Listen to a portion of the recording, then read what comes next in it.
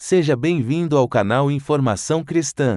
Antes de continuar, deixe um like e inscreva-se no canal para continuar recebendo novos vídeos. Muito obrigado e que Deus te abençoe.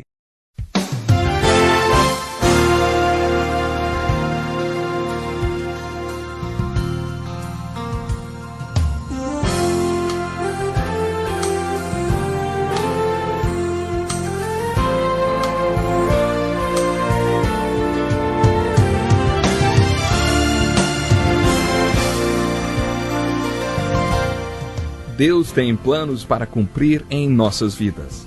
Essa é a mensagem de toda a Bíblia e é isso mesmo que estamos estudando aqui no Encontro com a Palavra, escrito pelo pastor Dick Woodward e narrado pelo pastor Edson Bruno. Fique atento a mais um programa que o Ministério Cooperativo Internacional leva a você. Com você agora, pastor Edson Bruno.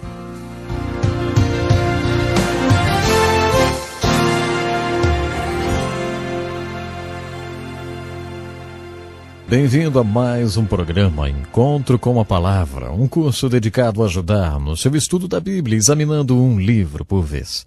O objetivo desse curso é ajudá-lo a entender a Palavra de Deus, para que você possa cada vez mais aplicá-la na sua vida. Estamos estudando as aplicações práticas para a nossa vida contidas no livro de Números, na Bíblia Sagrada. Um outro acontecimento interessante no livro de Números está descrito no capítulo 13, quando eles mandaram espiões para observar a terra de Canaã. Eu tenho certeza que você já conhece essa história. Eles são enviados para observar a terra, o seu povo, ver se eram muitos ou poucos, fortes ou fracos. Os espias tinham que observar as cidades para ver se elas estavam desprotegidas ou se eram cidades fortificadas difíceis de serem conquistadas. Quando os 12 espias voltaram, não tinham como descrever a fartura daquela terra. Eles trouxeram caixas de uvas que, de tão grandes, eram necessários 2 homens para carregá-los em varas. Você já pensou nisso? Bom, isso nos dá uma ideia da indescritível fartura daquela terra. Mas os espias também viram que os povos eram gigantes, guerreiros e bem organizados. Suas cidades eram tremendamente fortificadas. Os espias então disseram: eles são tão grandes que nos sentimos como gafanhotos perto deles. Agora vamos ver um outro tipo de mas no relatório dos espias. Mas Calebe animou o povo quando se apresentou diante de Moisés. Vamos subir de uma vez e tomar as cidades, porque nós podemos conquistá-las. Calebe e Josué foram os únicos a darem uma perspectiva positiva. Todos os outros espias foram negativos em seus relatórios. Deus fica tão impressionado com isso e eu acho muito interessante que o livro de Números nos apresenta exatamente isso. E o livro de Números nos mostra que o Senhor fica disposto a trocar tudo mesmo. Um povo de mais ou menos 2 ou 3 milhões de pessoas, ele troca por apenas 2 homens. Ele diz: todos vocês morrerão no deserto, todos vocês. Mas esses 2 homens, Calebe e Josué, eu levarei comigo para a terra prometida, porque eles seguiram e creram em mim. Isso é incrível. Um dos maiores personagens das Escrituras em termos de fé é esse homem simples chamado Calebe. A história continua de uma maneira muito interessante. Em Josué 14, 45 anos depois, quando o povo já tinha atravessado o Jordão e entrado em Canaã, chegam à cidade de Hebrom. Quando Calebe trabalhou como um dos 12 espias, ele foi até lá. Ele viu a cidade e achou que aquela era a mais linda que ele já tinha visto. Ele ficou muito animado com a cidade e acreditou que Deus lhe daria capacidade, sim, capacidade de conquistá-la. Quando relatou isso para Moisés, Moisés lhe disse: Calebe, quando finalmente nós entrarmos lá, você terá a cidade de Hebrom. Ela será toda sua. Depois de andar durante 40 anos no deserto, Calebe marcha diante de Josué e diz: Ei, você se lembra o que Moisés nos falou quando apresentamos o relatório para ele? Eu já tinha andado 40 anos no deserto e estava em Canaã havia 5 anos. Eu tinha 40 anos quando Moisés me fez aquela promessa. Agora eu tenho 85 anos. Mas eu vou dizer uma coisa. Tenho a mesma força que tinha aos 40. Ainda sou capaz de ir até lá, entrar na cidade, e Deus irá comigo e poderei conquistar a cidade de Hebrom. Dê-me Hebrom. Então Josué deu a cidade de Hebrom a Calebe e ele a conquistou. Você está vendo? Calebe é um bonito personagem. Quando aquele povo estava no deserto lamentando, chorando e reclamando tanto que Deus teve que mandar serpentes para picá-los, Calebe agiu diferente porque tinha os olhos focados na terra prometida. Se perguntassem a Calebe o que ele achou do deserto, ele diria: eu me lembro daquelas uvas lá de Hebrom, do solo fértil e da beleza da cidade. Calebe nunca perdeu essa visão. Quando aqueles espias voltaram e apresentaram seu relatório, 10 deles eram como a maioria da liderança hoje em dia. Eles eram especialistas no que podemos chamar de gigantologia. Eles sabiam tudo sobre os problemas e obstáculos. Sabe, geralmente quando você apresenta um projeto que necessita de muita fé para ser conduzido, é essa a reação que vemos. Se você tiver 12 homens na liderança, 10 deles serão especialistas em gigantologia, ou em focalizar os obstáculos e os problemas somente.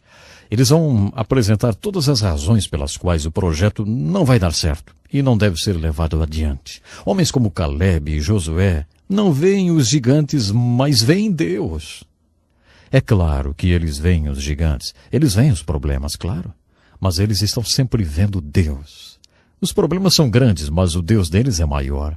Homens com essa visão são raros, mas extremamente valiosos. Acho interessante que no livro de Números de toda uma geração, Deus leve apenas esses 2 homens para a terra prometida, homens que tiveram uma fé tremenda.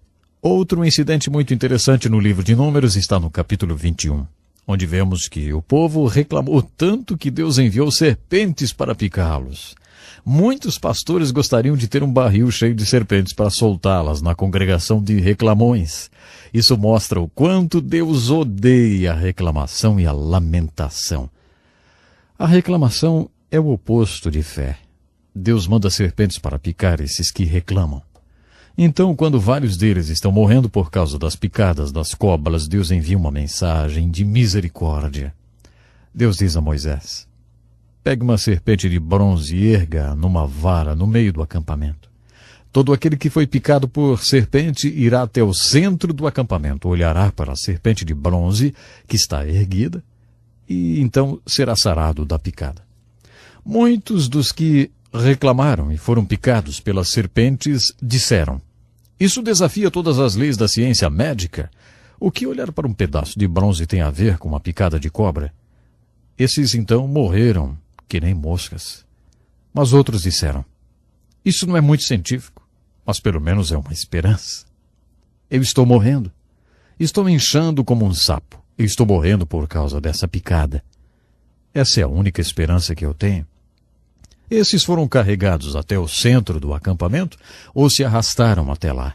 E quando olharam para a serpente de bronze, foram curados da picada. Simples assim. Esse é um dos grandes milagres da Bíblia. Uma linda história. É interessante que esse milagre do Velho Testamento seja apenas mais um, até que você chegue no capítulo 3 do Evangelho de João. Nesse capítulo, Jesus faz uma aplicação. Jesus mostra que, mesmo tendo sido grande, ele não é apenas mais um milagre do Velho Testamento. Jesus tinha passado a noite conversando com um rabi chamado Nicodemos, para quem falou: eu tenho que ser levantado numa cruz.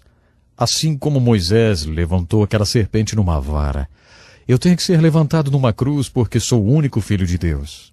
Como o único filho de Deus levantado na cruz, eu serei a única solução de Deus para o problema do pecado do mundo.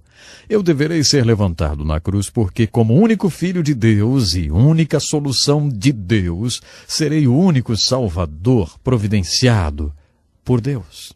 Eu sou o único Salvador que Ele enviou.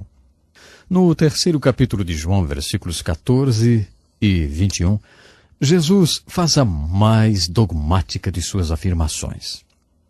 Ele fez muitas afirmações dogmáticas do tipo: eu sou o caminho e não há outro. Ele diz também: devo ser levantado como Moisés levantou aquela serpente de bronze. E quando as pessoas olhavam ela, eram curadas das picadas das serpentes. Quando eu for levantado na cruz e as pessoas olharem para ela e crerem, os seus problemas com o pecado serão totalmente solucionados.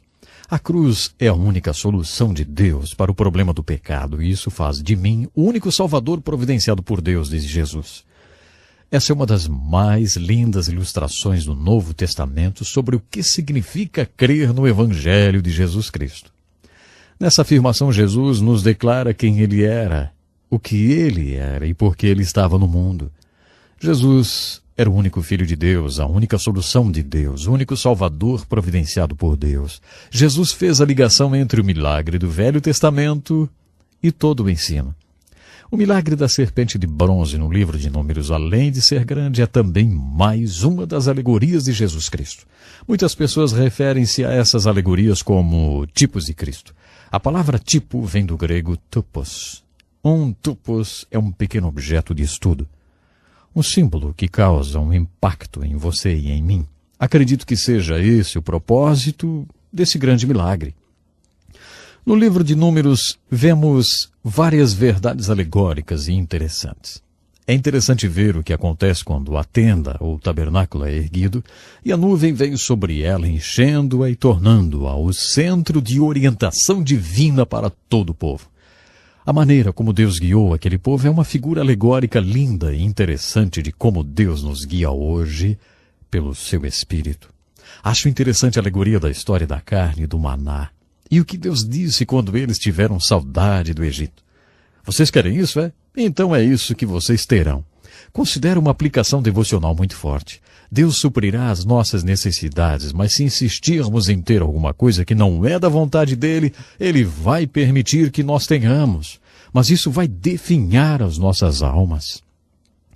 Acho interessante ver quando eles mandaram os espias. Os 12 voltaram, mas apenas 2 tiveram fé. 10 não tiveram. É interessante perceber que aqueles 10 espias morreram porque não tiveram fé e nunca entraram na terra prometida.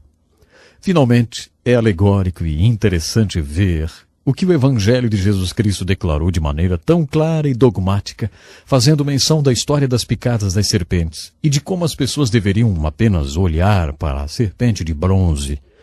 Porque se elas simplesmente olhassem com fé, seriam salvas, mesmo que não fizesse sentido olhar para aquele símbolo. Da mesma forma que a serpente de bronze era semelhante às serpentes, Jesus era semelhante aos homens. E assim como a serpente foi levantada, Jesus também foi levantado na cruz. Todos que olharem para ele com os olhos espirituais serão salvos da mordida do pecado. Eu gostaria de saber se você já olhou para Jesus Cristo levantado na cruz. Você já colocou a sua fé e confiança em tudo que Jesus fez por você na cruz? Ele é a única solução, porque Jesus Cristo é o único Salvador. Ele quer ser o seu Salvador. Se você nunca tomou esse passo de fé, então faça isso hoje. Inclusive, você pode entrar em contato conosco. Temos literatura que explica como você pode tomar esse passo de fé na sua vida e ter certeza do seu destino eterno. Por hoje é só, nosso tempo já se foi. Então, até o nosso próximo programa. Que lição importantíssima. Obrigado, Pastor Edson Bruno. Prezado ouvinte, coloque em prática o que você ouviu aqui. Sem dúvida, sua vida será grandemente abençoada. Este é um estudo escrito pelo Dr. Dick Woodward, na voz do Pastor Edson Bruno. Escreva-nos e solicite o material.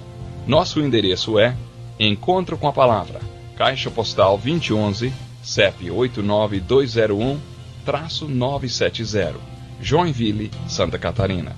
Até o nosso próximo Encontro com a Palavra.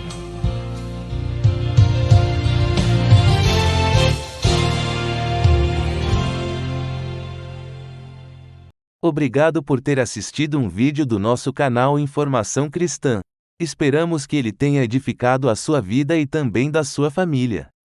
Pedimos que por favor se inscreva no nosso canal, dê um like e compartilhe esse vídeo para o maior número de pessoas, para que elas também sejam edificadas e alcançadas pela palavra do nosso Deus.